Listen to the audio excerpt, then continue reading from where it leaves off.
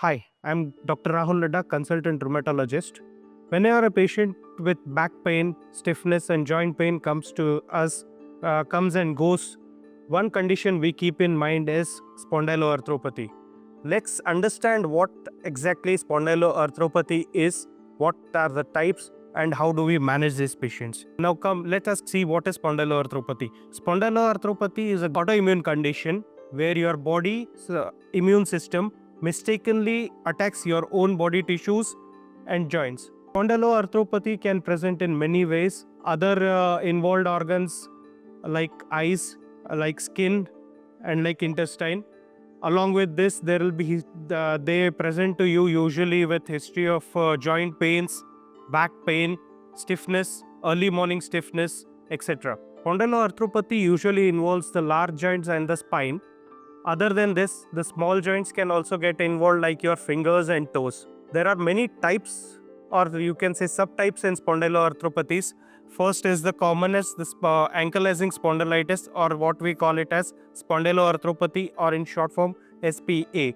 This involves basically the spine, the large joints of the body, and the small joints rarely. Then we come on to the psoriatic arthritis, where patients presents with skin involvement, that is psoriasis, along with joint and spine involvement. We have reactive arthritis, which usually precedes with history of urinary tract infections or GI infections. Then undifferentiated type, where it doesn't fit in any of these forms, but only comes with history of vague history of back pains or some pain, aches and pains here and there.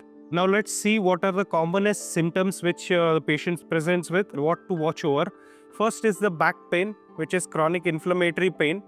Then comes the early morning stiffness, which lasts more than 30 minutes. Then there is joint swelling, that's sausage digits what we see. Other than that, we see skin rashes in psoriasis and eye inflammation in form of redness of eyes in uveitis associated spondyloarthropathies.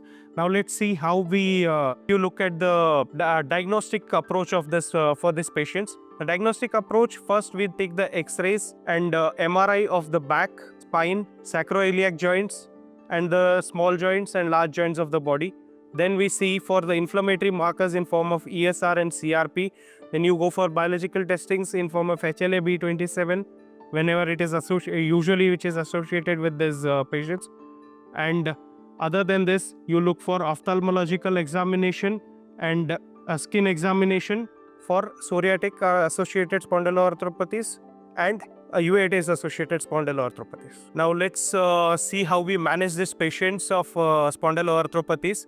We ask them to go for aggressive physiotherapy to maintain the flexibility and joint mobility. Then we start them on non-steroidal anti-inflammatory drugs, NSAIDs, to control the inflammation, DMARDs in the form of methotrexate and sulfasalazine for peripheral joints. And for spine, we usually use biologics in form of TN inhibitors and JAK inhibitors. Early and consistent treatment will usually help you to manage spondyloarthropathies. Spondyloarthropathies can be chronic. Whenever you see features which are not fitting regular arthritis, please consult a rheumatologist at the earliest. Thank you.